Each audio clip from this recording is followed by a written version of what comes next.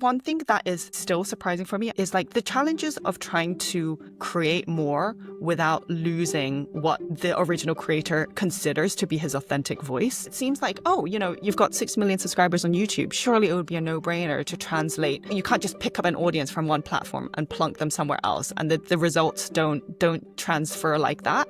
And you really need somebody deep in the weeds of that particular platform for you to really see week on week growth in the way you'd want to. I was listening to another podcast and I heard, wow, the head of content for Ali Abdaal. That's it seems like such a cool job. So I would love to hear more about like what you actually did there. And, I know you have kind of interesting background as well. So kind of what led you there. Tell us what it's like to really work with a YouTuber. Yeah, no, that's so true. I think the work with Ali was definitely my first step into the creator space. And yeah, what a fortunate kind of first step it was. Yeah, so as you mentioned, I come from a totally different background. So my first career was in academia. I was a economics lecturer and researcher. And then it was during my postdoc, which coincided with COVID, where I had a bit more free time, started doing a bit more freelance writing, and then connected with Ali, who at the time was looking for quite a general content writer. And that was kind of my first step into that space. And somewhat embarrassingly, didn't really know what content writing involved and what that term meant. And so really went in with the mindset of like, oh, there's so much to learn and so much that one can do. So yeah, my work with Ali,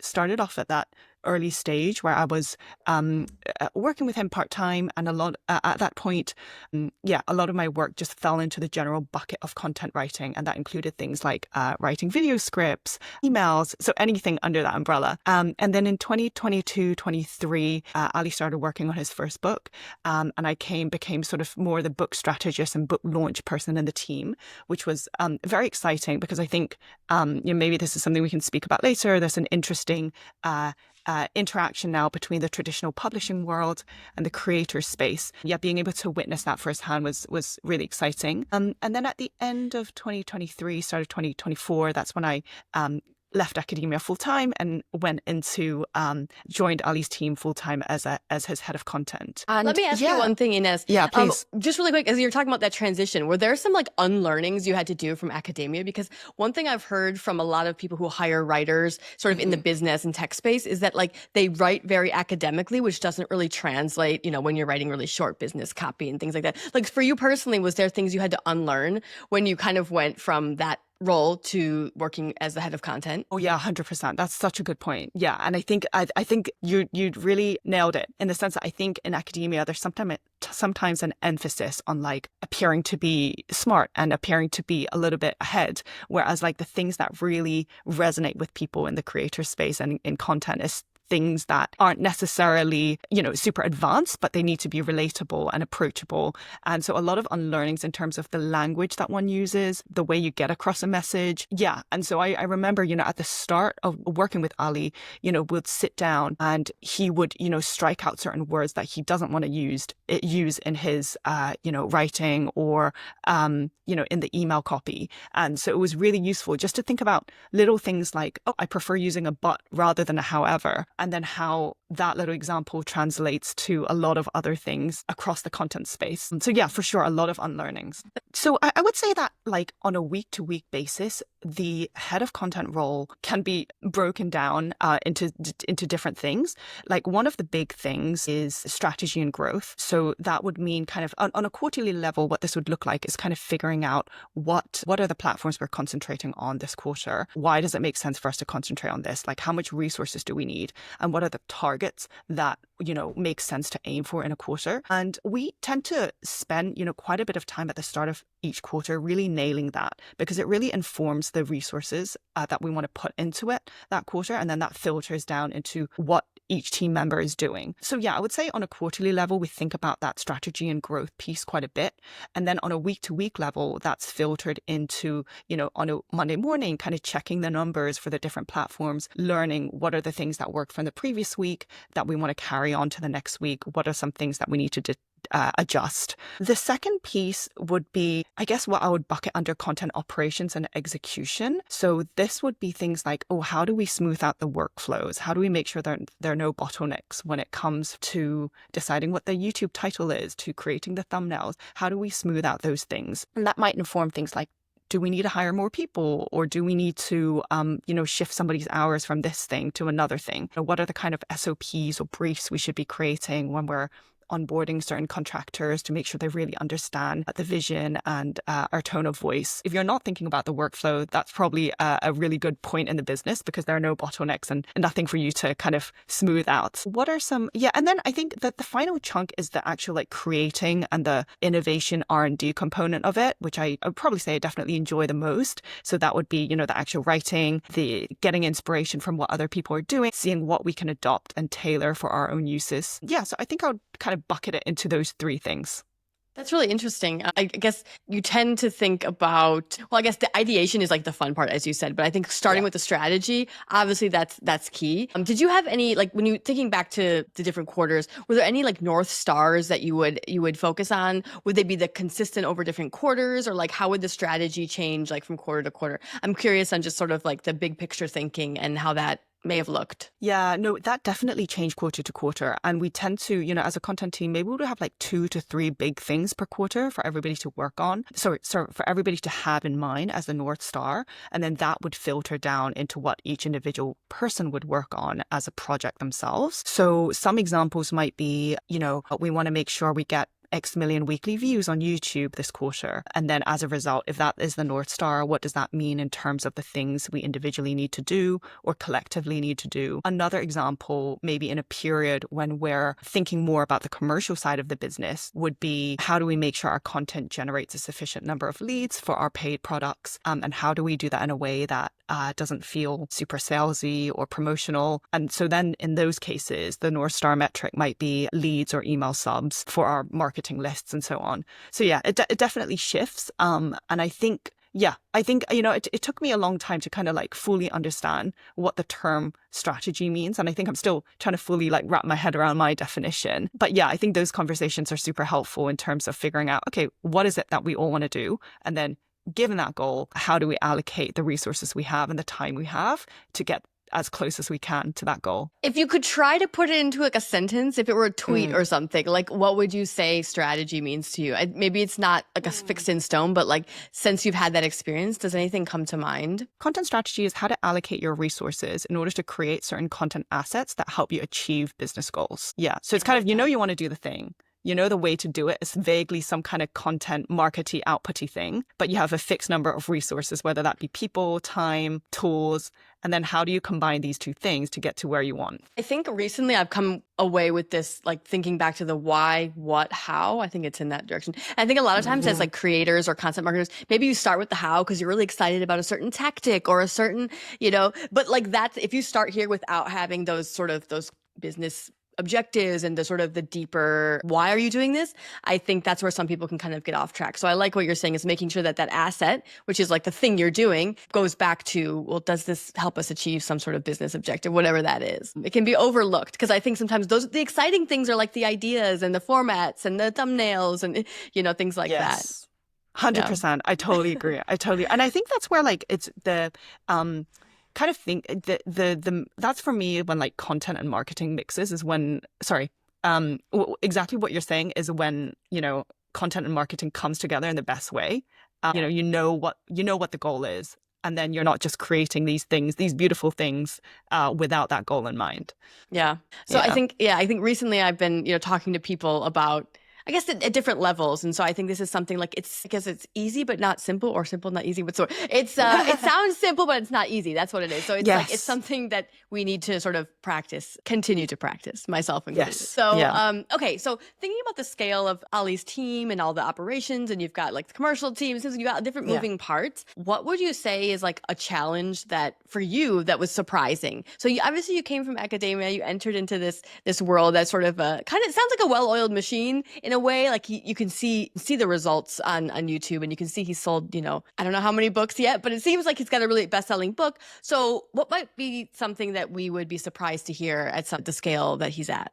One thing that is still surprising for me, and was surprising when I was working there, is like the challenges of scaling your voice when you're trying to, the challenges of trying to create more without losing what the original creator considers to be his authentic voice. So yeah, it's the issue of kind of like, how do you produce so much stuff across different platforms while staying authentic to the true voice and being able to tailor it to what that platform needs and what that platform seems to be trending on the platform at the moment. So yeah, I think scaling voice is surprisingly difficult, especially when you have more team members on board and when you're trying to tackle more platforms. Were there like, okay, so his main platforms maybe YouTube and Instagram, I'm guessing. So like, were there any channels that you tried and sort of didn't get to work, or any examples of like, okay, you kind of know what you know, and then you kind of try to experiment with something else and it doesn't go as well? Anything that comes to mind there? Yeah, for sure. So I think like, because we're a video first platform, because Ali is a video first platform, and there's no substitute for Ali speaking on camera.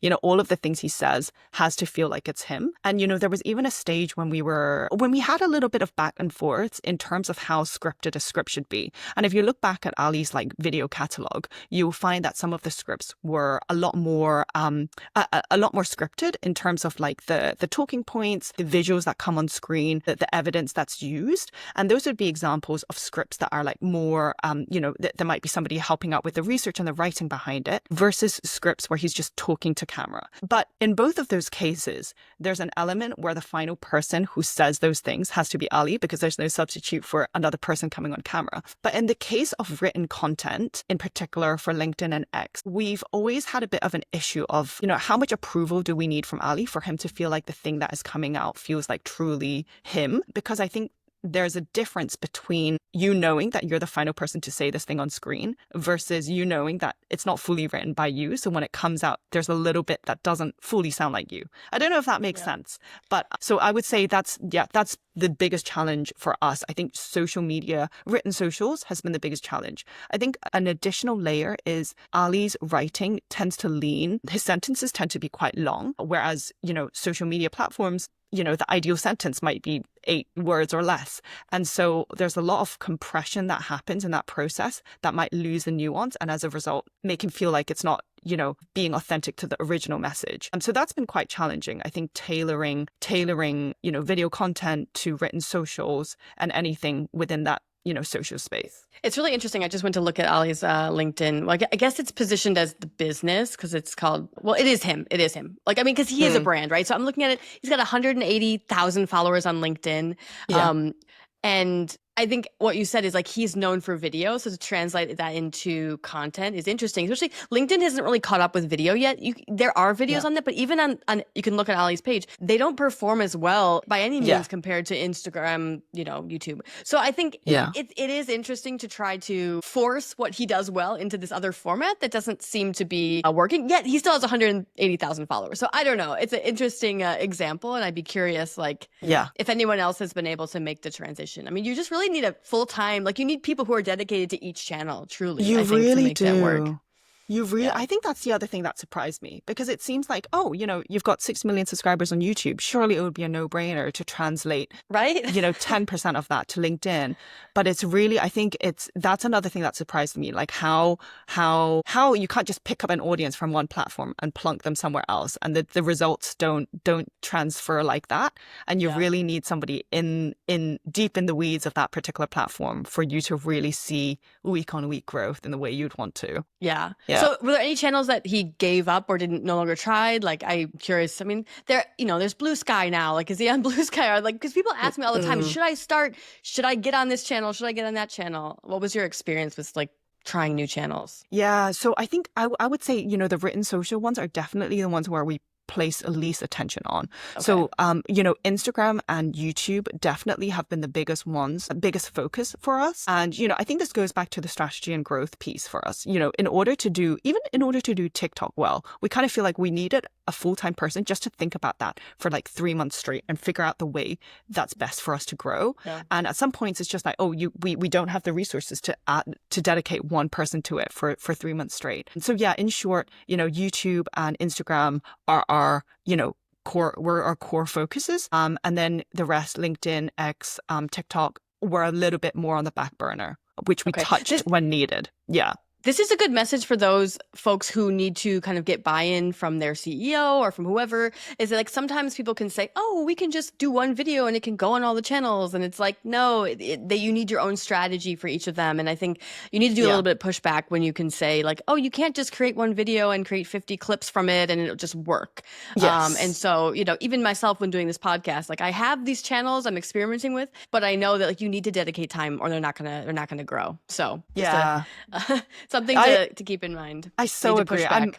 I'm very much in favor of like, you know, I think I used to be maybe in the opposite direction of like, oh, you know, let's try everything all in one go and see how we can repurpose and, you know, oil the repurposing machine. But I really now think like there's a lot of returns to just thinking about one thing, one or two things, and then going full in on those things until you figure out how they work or don't work and decide to ditch it before you move on to the next ones. And I think the repurposing, I mean, especially because now repurposing is a lot easier, whether it's text, video, whatever. Because it's easier, now platforms are getting more kind of junk content, all of the platforms. Yeah. So I think that it's becoming even less of a, like, if someone in your team says, we'll just repurpose it, like push back, because it's going to be less and less effective without that strategy behind it, truly. Yeah. So Yeah. repurposing. Okay, let's talk about maybe something in your experience with Ali, maybe a decision or something you put in place. You talked about content ops, like system-wise, that you think really had a big impact on the team. Okay, it is a small team, so I'm curious about maybe something that you did that you're really proud of that maybe had outsized impact than maybe you expected. Yeah, I'm not sure I can claim credit for this, but you know, one thing we did, which I'm quite pleased about, is developing something we call content checklists. Again, a very simple idea. So you probably heard of what's a book called? Checklist Manifesto by Atul Gawande. Yeah. So yeah, the very simple idea as well. It's, you know, for every single format type that we tend to produce on a week by week basis, can we develop a checklist consisting of 5 to 15 points that we want to make sure we can tick off before we hit publish and put out to the world. And we want to make sure that these checklists are really tailored for the particular format. So we might have a checklist for an Instagram carousel, and it might contain things like, you know, the hook slide should have this many characters and it needs to hit these kind of emotional tones. For an email checklist, it might have more functional things like, you know, at the end of the checklist might be, you know, make sure all the hyperlinks are working and the UTM source is tagged correctly. But it might also contain more content-y type things, like let's make sure that the opening paragraph includes a timely thing from this week, so it doesn't feel like we've written this thing 6 months ago but sent it out this week. So yeah, I think developing these checklists and then making sure everybody's on board with it, everybody understands it for that format, has been quite important. And in addition, like in the age of AI now, you know, you can feed these checklists into whatever LLM you're using and ask it to kind of double check for you what are the things you're nailing or what are the things you're not nailing, and have that inform your LLM editor. So that's been quite good. That's really smart. I mean, I think SOPs or checklists or sort of just instructions, like they do take time because they have to be intentional. They have to be truly, like you mentioned, adding a timely piece to the email. Like it has to be really strategic, truly. Like the instructions can have to be, I guess, the most important things as well. So I think I'm also really guilty of just doing something and not documenting the process. And I'm really trying to make my processes more clear for myself and potentially, you know, as I grow my business, like other people I work with. And I think that's, like you said, AI can benefit. I can help you right now because you can feed that to that. But I also like to think of it, if you are running something bigger than yourself, you do need those things, which may seem obvious to you if you're a solopreneur. But yeah, as soon as you want to grow, it's critical. I so agree. Yeah. And I think there's like sometimes, you know, there's a bit of a tension between that. Oh, checklist seems like you're just repeating the same thing. But I think in many ways, being intentional about a checklist is also a way to figure out how you want to distinguish yourself from, you know, generic content out there. And how do you really design a checklist that makes you? Because if you're able to feed those very customized and intentional points into an LLM, that's the thing that will help it kind of stand out in terms of the things it puts out, if that makes sense. Yeah, like your checklist is your differentiation point. Like we're not saying like you don't need to include all the things that might be similar between all good content, but like I don't know what was all included in your email checklist, but like I think the fact that you mentioned like a timeliness element, maybe that's one of your differentiators. And a lot of people, you know, you do see people using that like as the first opening sentence. So I've seen it here and there, but it's definitely not a best practice by any means. It's a differentiator for you guys.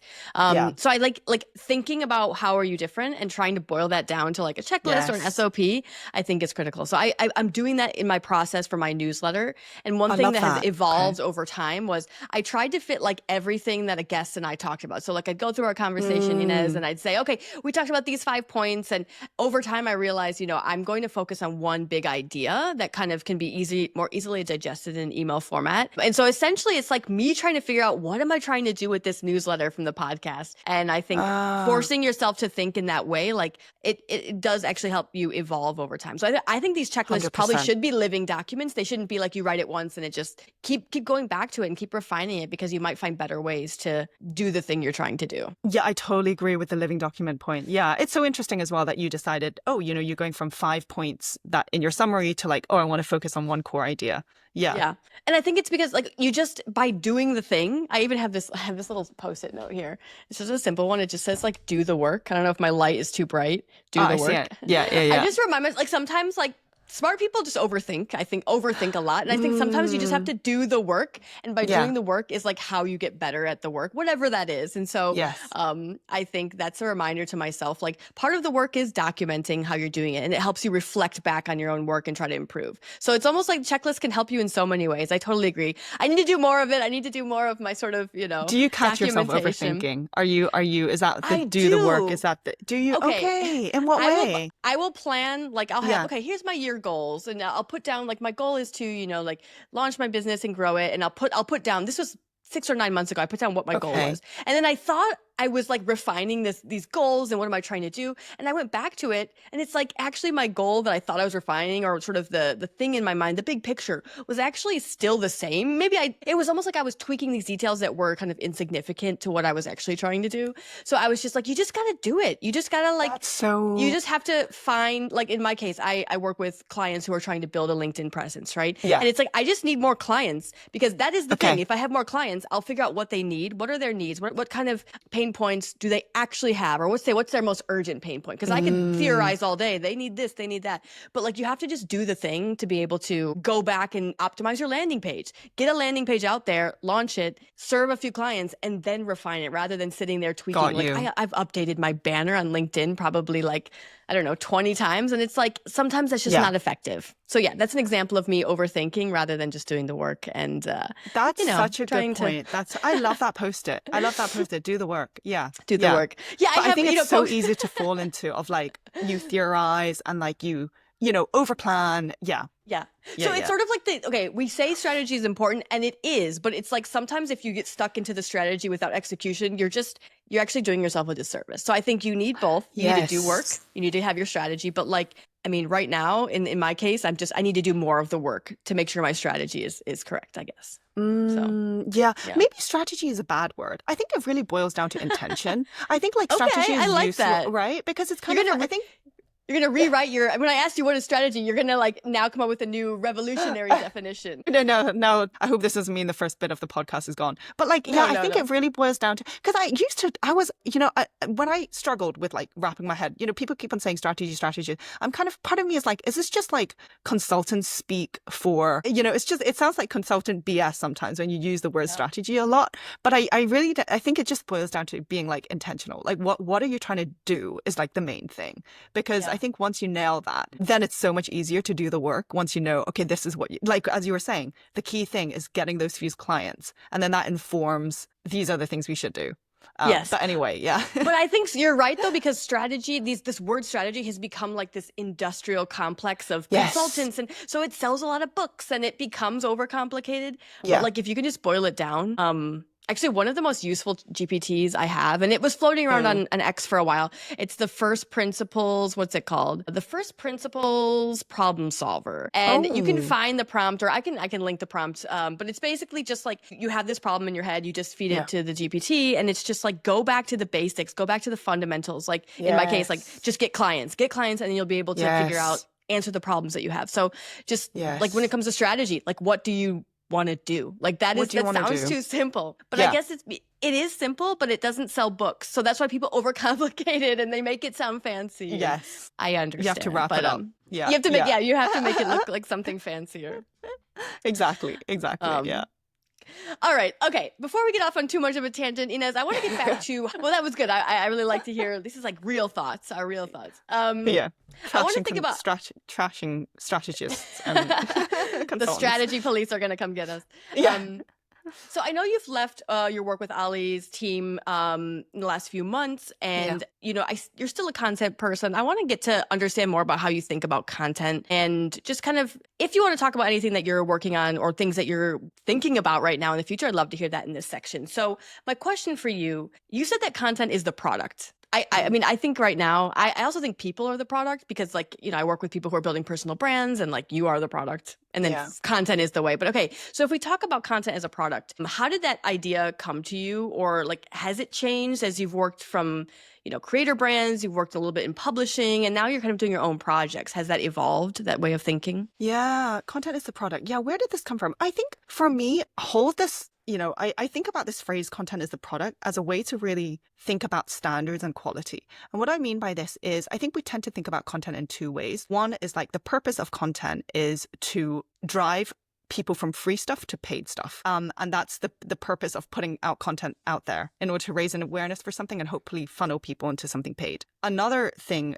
I guess more in like traditional media is like people pay for the content itself. And, for example, I don't know, I pay for a Netflix subscription because I really value the content that they're putting out there. And I think of content as the product as a way of thinking, like, even if you're just doing the free stuff, you should have in mind the mindset of like this, the free stuff should be so good that people will be willing to pay a little bit in order to get it, rather than just treating it as free stuff in order to funnel people into something else. And so I guess my analogy would be in the way that startup founders really try to find, product market fit before doing a full, go-to-market strategy for whatever content format or platform you're trying to nail, whether that be on YouTube or starting a newsletter. How do you be intentional about getting as close as you can to content market fit before, pushing everything out there? And I think when we think about content metrics, like, in the case of an email, the reason why we look at things like open rate and click-through rate and, other metrics like that is because we're trying to proxy for some kind of measure of content market fit. And I think the mindset of like, oh, I want to treat the content as the product itself. Can I get if even if it were free, is there a world in which people would pay for it? That would just, I think, inevitably like shift our standards a bit higher. And so, yeah, I think that's kind of where that thought came from. I think it's interesting because like some content is free. Let's say social media, you can freely post. So the bar is potentially very low. You can literally post anything. But you're saying you're using that concept to really like level up the way that you treat content. And like every piece is, let's say, should be considered very well before you put it out into the world.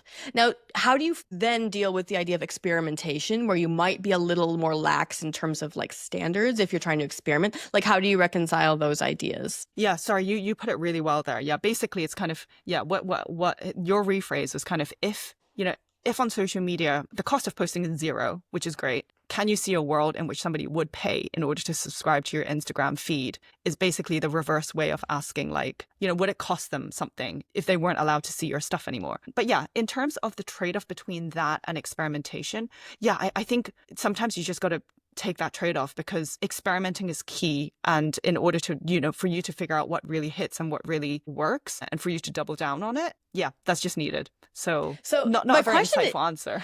But let's go into an example potentially because, so Ali is his brand. He's a person who cares very much about, the way he appears, right? We'll talk about anyone on LinkedIn as well, because that is your face. It is not the company. We're not talking about company pages. We're talking about individual people.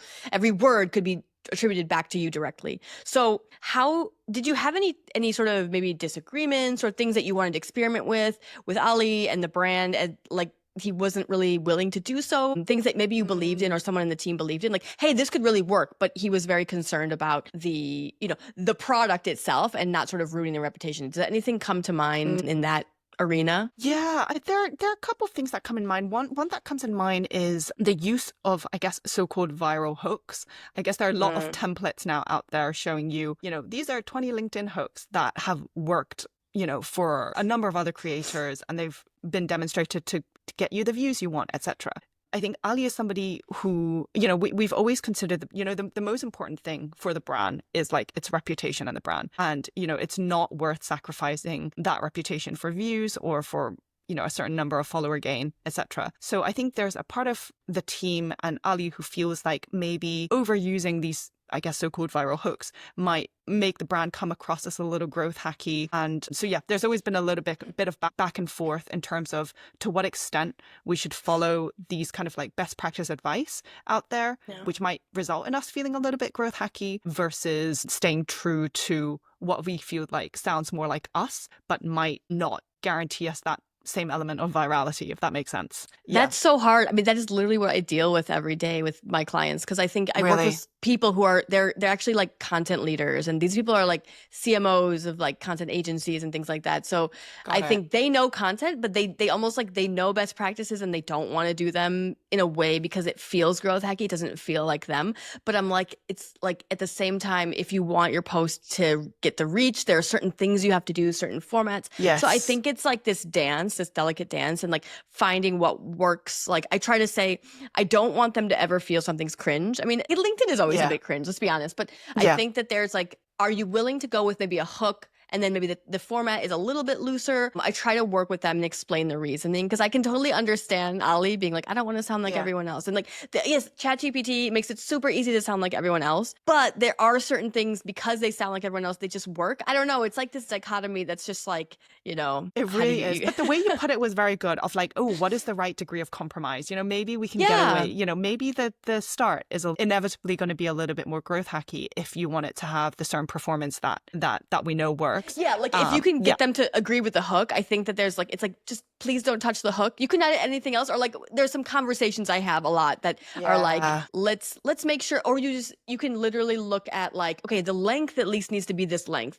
So I can be forgiving, but sometimes if people want to start with something that's a little brain dumpy, I'm just like, you're going to lose people. You can't brain dump on the first line, So I think it's that's where trust comes in. And I think that, okay, this sounds really like fluffy, but like trust, especially in the content world when you're working with a creator or personal brand, like Ali had to trust you and had to trust the team enough to have those real conversations where you can say like, hey, can we give this a try and push it a little bit this way, push it more towards the growth hack side? Or like, you need to trust him that he knows what he's talking about, and he's, you need to have that trust to be able to have meaningful conversations, I think. That's such a good point. That's not a word I think about enough, but it's so true. Like if I were to put myself in his position, or for anybody with like a big audience, it is a lot to give up and delegate to think, oh, I can give it to 5-6 people to take care of this for me. It is a lot to, that's a good reminder. I've been thinking about him right now because I think he just had a baby, so he must be extra busy, extra sleep. Sleep is not like it used to be. And I was just thinking, you really have to have a trusted team behind you to keep that engine going. I mean, whatever kind of business you have, but especially when it's one that is your face, that is something you've been building for so long. Absolutely. So you take it for granted almost. I think if you have trust, you take it for granted. But it's something, if you are building a business, like, I mean, find people that you do trust. I mean, it's an underrated thing. And I'm learning that, especially when I'm working with people who trust me, they trust me with their LinkedIn, which is like it's a big thing that you're giving away potentially. Keys to a door that potentially could have bad consequences if you don't use it correctly. That's actually, that just reminds me, actually, in there was a stage in our one-on-one, it might be one-on-one or quarterly review forms, where there's a question of what is your trust battery for management. So we would report this, and vice versa. Ali and the GM would ask, they would answer the question of what is their trust battery for us, if that makes sense. So they called it a trust battery. Interesting. Trust battery, and you give it out of 100. Yeah, I was gonna say, how do you make sure that people don't just give like 75, which is just like, does it like, like you can't answer in the past our reviews would say you can't use 7 because 7 was people's default. We have the same rule. Okay. So like how did you get people to be real about their trust battery? Because that's the other thing. Like, and did you ever have anyone who was truly like, I'm at a 3, how do you make sure that people are being real? No 3s. Okay. How do you, I actually feel like people were pretty upfront with that. I guess maybe that's a way to open a conversation. So you put a number. I guess everybody has, their own relative scales, but I think once you have the anchor and you've got a couple of data points per person, you know that if somebody bumps down from an 80 to 60, like something's up that quarter, and that opens a conversation for that. But yeah, I've always quite liked the phrasing trust battery. Trust And, battery. You bring up a very good point about trust. I'm going to steal that. I mean, I don't have a business yet. Like, I've been working on my business, but like when I have people, I think I'm going to steal that. I'm going to have trust battery. Yeah. Yes. Thank you for one. sharing that. Okay. So we're still talking about sort of the topic of content. I mean, the word content has so many connotations as well, but is there a belief or something that you used to hold about content or marketing that you've changed your mind about in the last, I don't know, 3 to 5 years? I've probably changed my mind about the importance of volume and quantity. And I've increasingly shifted towards like putting more focus on quality. In many respects is the long-term play. And I mean quality in the sense of both. So if I'm thinking about a quantity versus quality trade-off, I've probably changed my mind about like the benefit of like doing too many things, because I think inevitably there will be a trade-off between how novel and how exciting those things sound versus how much you can put out. And I've also changed my mind about like, you know, in the sense of like additional views isn't necessarily a good thing if they're not the right kind of views. And so you might have something go viral, but they might not they might not be leading you to the right customers. And so, you know, it's the classic kind of, you know, impressions versus, you know, leads trade-off. Yeah. That's a good point. Especially, again, we're going to go into the AI section of this conversation very soon. And I think there is a push towards quantity because now we can. Yeah. Yes, we can. Now we can do anything. But it's like, no, we shouldn't. And I think I'm falling in that bucket as well, because a lot of people, even just like, so on LinkedIn, they used to say post 5 to 7 times a week. Okay, I don't know who's posting 7 times a week, but I've moved back to like 3 times with my clients as well. And I think if there are better posts 3 times a week, you're going to get better results than like 7 times, but like slightly worse. It's just, quality still. It matters. I agree. And I think there's like, I guess the caveat being like, you know, I think more is better at the start, because the only way you find out what works is to do more and to experiment, because the algorithm is fickle and you don't really know what lands. And so kind of the only way to achieve, you know, that sense of like, this really resonates is to do more and to experiment. But I think maybe we've extrapolated from that too much and now taken that as a mantra of like more and more is better. But I think once you reach a certain point, you have a vague idea of what's working. You have a vague idea of what the, you know, ideal customer wants. Then at that point, aiming for quality is the better long-term play. Yeah. And I think that right now we're seeing, like, because AI can do a lot of this, we'll call it how-to content, or just sort of like, we call it our top of funnel content of like, what is this? What is content marketing? That kind of stuff. So I think thought leadership is becoming a lot more in demand. And I've heard that from agencies as well, who are working with a lot of clients, like they're getting more interest in thought leadership. That's a really interesting one. And I know that you've had some thoughts on sort of frameworks or things that you can actually use to help with thought leadership. Does it involve AI? Can you share more about, you know, like your thoughts on how to create it and how you've done it in the past, or how you're working on that right now? Yeah. So I've definitely been thinking about this a lot. And again, I think thought leadership, like the word strategy, is one of those things that I've been kind of like, it kind of feels like the kind of thing where you recognize it when you see it, but it's also difficult to kind of pinpoint exactly what makes it so-called thought leadership. And yeah, I think my thoughts around this really came from trying to answer the question of like, what makes Cal Newport's term deep work different to a LinkedIn post that says 5 reasons why you need to focus? It's on my shelf. It's on my shelf. I love it. Not a product placement in any way. I just like sitting on my shelf back there. Yes, we promised this wasn't rehearsed. Christine didn't know I was going to say deep work. But yeah, no. So it kind of came from, you know, thinking about what is it that makes certain terms, certain ideas, you know, stick and resonate and, you know, stand the test of time. And in my mind, there are kind of like 5 different components, the 5 C's. So the first C is what I would call a coin concept.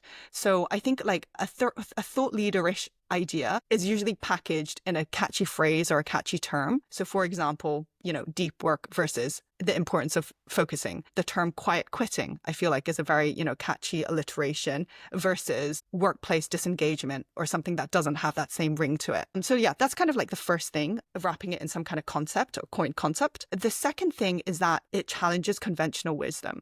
So I think the whole point of doing thought leadership is that you're not just regurgitating what's already out there. And the way to do that that is to think about, what is a contrarian take, or what is something that pushes against conventional wisdom.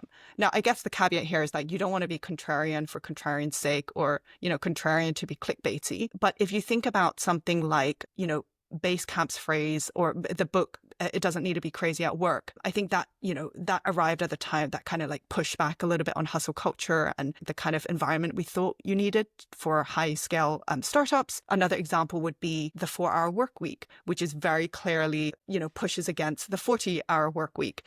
The third C is complexity. So I think a thought leader-ish thing definitely has to make something a lot more simple. So what's an example of this? Nassim Taleb's barbell strategy. That's kind of like, distilling a somewhat like a complex idea of how to go extreme, but also go mainstream into a very, you can visually picture it as well. So, a thought leader thing, it definitely has to have an element of an elevator pitch. Somebody needs to get it in like 30 seconds. And I think the opposite of that is making something too complex and like people not being able to get it within 30 seconds. The fourth C is cultural moment. So I think a lot of great ideas, they are great because they arrive at precisely the right time. So I think something like quiet quitting is a perfect example. It really came at the, post-COVID moment. People are a little bit disengaged in work. Similarly, another Cal Newport example, the term digital minimalism, I think came at the perfectly right time where people were feeling like, they're saturated with digital clutter, being online all the time. And then finally, for me, the fifth C is it needs to be concrete or constructive, i.e. having some kind of practical value. So, it's not just an abstract theory, but you can actually take away and kind of imagine what you're going to do with it. So an example might be the 2-minute rule from Getting Things Done by David Allen. That's very clear kind of what it says and how to put it into practice. And another thing I would say is like all of these things, all of these 5 C's kind of overlap, right? If it challenges conventional wisdom, then it's probably going to be easier to wrap up in a nice phrase or something like that. Or if it arrives at the right cultural moment, it's probably going to be, it's probably going to challenge conventional wisdom, if that makes sense. So there's a little bit of overlap. But for me, thinking through these 5 things is a way to diagnose why this thing feels generic rather than a piece that feels like a thought leadership idea, and vice versa. Have you worked with anyone on doing this, on actually applying this thought leadership framework, or and I know you've done some ghostwriting? Not explicitly. I wouldn't, I think this is more something that I do myself behind the scenes. If I'm not super happy with the way something is sounding, or if me and a client kind of feels like, oh, we're not quite there, then subconsciously, this is the kind of thing we kind of break apart and figure out, does it not feel right because, we're basically saying the same thing? Does it not feel right because, we're using 5 words to describe something that we want to say in 2 words? Yeah. So I would say it's used more kind of behind the scenes and subconsciously rather than a tick boxy thing. But having said that, there's no reason why it couldn't be. It could become your next custom GPT. Yeah, exactly. It could. My next checklist. Yeah. Okay, so you mentioned working with clients. How do you personally work with voice and tone when you're working with different clients? I know you mentioned a few examples working with Ali that were like challenging. You're challenging when you're working with like LinkedIn, when you're trying to take his longer sentences into shorter ones. But what are some examples in the ways that you've worked with voice to make sure that people sound like themselves? Yeah. Yeah, what are some examples? So the most recent example is trying to actually figuring out how to use AI to help me diagnose what somebody's like brand voice sounds like. And the problem, like taking a step back, the problem we're trying to solve here is, when a client comes to you and reviews a piece and kind of says, oh, this doesn't feel like me, but they're unable to pinpoint exactly why it doesn't feel like them, which is like a surprisingly difficult task. So my thinking about brand voice kind of originates from that problem. And again, what I've tried to do is kind of break down what that means, right? When somebody says, oh, it doesn't really feel like me, what do they mean by that? And, my latest thinking on it is that brand voice, we can break it down into several different things. The first thing is very broadly, I would call like the brand personality. And that might be a couple of words describing who that person is. So, in Ali's case, it might be, friendly friend that you meet at a coffee shop with the vibes of a mentor or guide. So what is that kind of like personality? And I can share later in terms of the AI prompt that I use to help me break these things down after I feed it a couple of pieces of writing. So yeah, that's the first piece, kind of like the brand personality. So for somebody else, it might be, Harvard professor vibes who are friendly with the students or something like that. The second pillar of voice would be basically like their lexicon, which is a very fancy way of saying what are the phrases that they use, what are the words that they don't use, do they speak in the first person, second person, or third person voice. So yeah, basically word choices and phrases that they use. So for example, with Ali, a very go-to phrase would be opening an email with "Hey friends," whereas that might seem totally off for somebody with a more professional or authoritative brand vibe. The third pillar for me is kind of like the emotional tone. So this is at the point where I would want the AI to diagnose for me, is my tone motivational, aspirational, or is it authoritative? Is it, serious? And so, yeah, what is the kind of like the emotional language when I'm speaking about certain topics?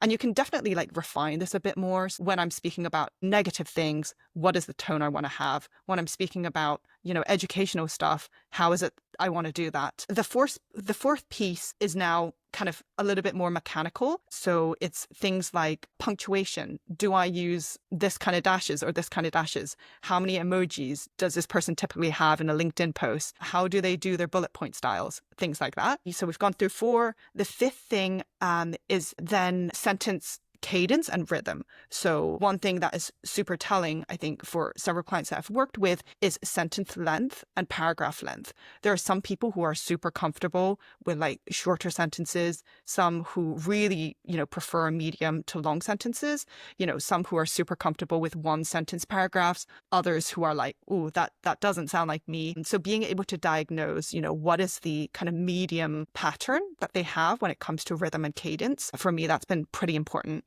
And then the final thing is readability and vocab. So, a lot of people are familiar with the Hemingway app, but if you think about readability in terms of the colors that the Hemingway app scores you, what I try to do is have a broad understanding of, when that person writes naturally, what is the readability level at? And similarly, how jargony is their vocab? Do they use pretty simple words? Do they say, I can't think of 2 contrasting words at the top of my head, but yeah, what are the kind of, what's the vocab they use essentially to describe something? And then finally, how much of their language is an active voice versus passive voice. So yeah, so broadly, I've just dumped a lot there at you, but like all of these different pillars is basically my way of trying to decompose the problem when somebody says to me, oh, it doesn't quite sound like me. And then as a result, being able to fix that. Do you then do you try to figure out what the voice is and then create a GPT to write like someone? Like, is that a use case that you've used? Yeah. So yes, but the other way around. So what I do, I have like AI prompt that basically guides the LLM I will feed it 3 to 5 writing examples and then get the LLM to decompose it into these like 6 things that I just spoke about. And then in the future, when I want to write something in this person's tone, I will then supplement whatever prompt with the thing that the LLM diagnosed me with. Yeah, I like that. Yeah. I think I hadn't broken it down into such clear sections. I think it's, from what I understand from prompt engineering, it is better to do it that way. Have you stress tested this, or like have you developed this over time, having like gotten something that didn't work quite as well? Like, is this your evolution that you came to these six pillars to this? Yeah. So yeah, no, it's definitely something over time, because I think my go-to at the start, I think back in kind of 2023, 2024, when I first started with AI prompts, my way of describing tone would, describing voice and tone would be something like, I want to sound engaging and captivating, but at the same time, casual and conversational. So those would, it would be captured in one sentence. And I realized there's actually so much variation within that, because of the way LLMs are and, and the randomness involved in it. And just giving it a little bit more guidance can increase like the consistency of what you're getting for that particular brand that you're working for. Yeah, so it's definitely something over time, but it kind of stemmed from, how do I provide more guidance than just this one phrase? Yeah, makes sense. So one more question on AI for you is is there any part that you don't use AI for? You keep that completely human, or like things that you think don't work as well? I mean, it could be with voice, it could be with authenticity, like something that you just think, this needs to be very human driven. Yeah, I would say like the final check. So I don't think in the near term I would ever get to the stage where there's some AI automation workflows now where people, I don't know, say, get it to draft a LinkedIn post for it on Wednesday and get it to post it automatically that afternoon. I think one thing that I will always want to do is be the final like arbiter and the final editor on whatever I use the LLM to create. So yeah, that component, I definitely want to keep human. So that final stage before anything is published. And I think I'm also increasingly moving towards a worldview where I want the original input to be completely human as well. And what I mean by that is rather than telling the AI, hey, I want to write a topic about X for this client, I sort of want to have a say of what exactly that topic is. And within that topic, what is the point of view I want? And I can't quite figure out whether it's because I feel like this results in better outputs. I do think that's the case. But in many ways as well, I think that's also driven by my desire to feel more involved in the process and to feel more engaged. I think otherwise, if you're outsourcing the start and the middle, there's so much like cognitive, outsourcing otherwise. Yeah. So I think start and the end is my ideal. I think I was thinking about how I would answer that question as well before you had answered, and you started with the end, and I was like, oh, I was going to say the beginning, and I think like the like what you want. This goes back to the beginning of our conversation, actually. Like the why, or like what are you trying to do? Like what is this thing, or maybe call it an insight, or like the starting point. I think also has to be human. I've seen some really sophisticated, great workflows. Have you heard of The Boring Marketer? It's a X account. Yeah. So like they post content things like go to X and search all the trending things and come up with new angles. Yes. And like I think there's ways you can outsource the work to AI. Yes, but I really think the human sort of like idea, the starting point, like you need to be the first one to push the domino. That's how I think of it. Like you need to have that idea. That also goes back to like, what are you trying to do? What's your strategy? Things like that. Yeah. So that's a really good point, actually. Yes, I think that's right. I think I was thinking about a little bit in reverse, but I totally agree with you. Like, I think you need to come with the clarity of, hey, this is the person I'm writing for. These are the pain points of this person. And this is vaguely the topic I want to talk about, and this is the point. I totally agree. Yeah. But I think, yes, also check. Humans also have to check. Like, I don't think I've ever directly published. No, never. Not on any platform. Yeah, I'd be curious. I mean, it seems like a lot of people are moving towards that world at least. And I feel very mixed. It goes back to the like content is a product. You should put very high standards to your content. But then you see these people, these other examples on the other side where they're just like putting out so much content that like something sticks and it's all automated. And I mean, I guess there is a world that works. But I think if you have a personal brand and it's something that a person is behind, I think you need to be more careful. So if you have like a headless YouTube account, which I think they're becoming like,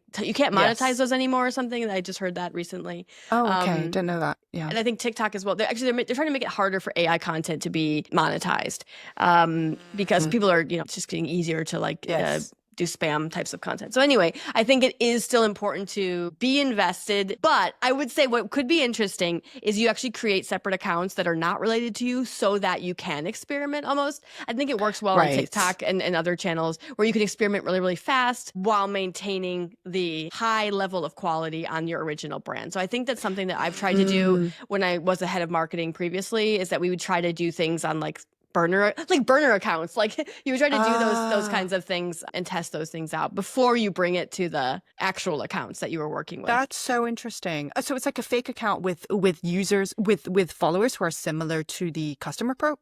Let's say I'll give you the example. Yeah, so I'll give you an example of like we wanted to use memes for our CEO, and like memes tend to work, especially in B2B. It's boring, so if you have a good meme, it can work really well. There's whole people doing companies around memes, but like there were certain memes that like we weren't sure, so we actually like we didn't want to just like throw all the memes on his account suddenly overnight. So we created like a separate like tech memes type of account, and someone would want to follow this, like people who are interested in that or like found things funny. We were trying to test that out as like a tech meme type type of account first. And then ideally that could have grown into its own thing potentially. I think some people have, the marketing millennials is like an account that does that. It's like all memes. So I think we were testing that. And I think the person behind that, I can't think of his name, but like he has his own business, I believe. Like he created a separate account that was like doing its own thing. So I could imagine you could do it just as a burner account, or you can do it as like a separate brand that you're sort of more experimental with. You're like, they kind of play off each other. They're able to repost each other's content and things like that. Yeah. Okay. And that speaks to like kind of the trade-off you were speaking about between like quality and experimentation. Yeah, that's another way around it. Having something else that you can, I won't say it's a burner account, because we did have the intention of like trying to grow that as a separate thing to learn enough to grow the main account. So it was like a secondary account. Yeah. Actually, I'm curious. Am I allowed to ask you a question? I'm curious about what you're having most fun with right now in terms of, it sounds like, like what are you most excited about Interesting. All these? Yeah. Well, I'm building a business as a person who lives in Taiwan physically. I'm a U.S. citizen. My business is technically set up in Wyoming for tax reasons. Interesting. Okay. So there's a lot of, I'm a salesperson in the morning. I'm an operator doing the content in the afternoon. I'm the marketer. Like I'm doing all the roles. So I'm personally interested in how somebody in 2025 builds a business that uses all these, I want to call them like tactics or like tools. I'm using all the latest tools, but I'm also trying to build something that I'm like really like proud of. It's almost like the fundamentals are the same. The fundamentals that I'm using, like having clients who trust you and like those things are the same, but I'm also using like all the, like we'll call them all the workflows and all the things that make a business very, very modern. And so as it's new to me to be doing the business, growing a business and operating the business. So I'm thinking more in terms of like business these days. That's my answer, just because that's what I'm doing every day.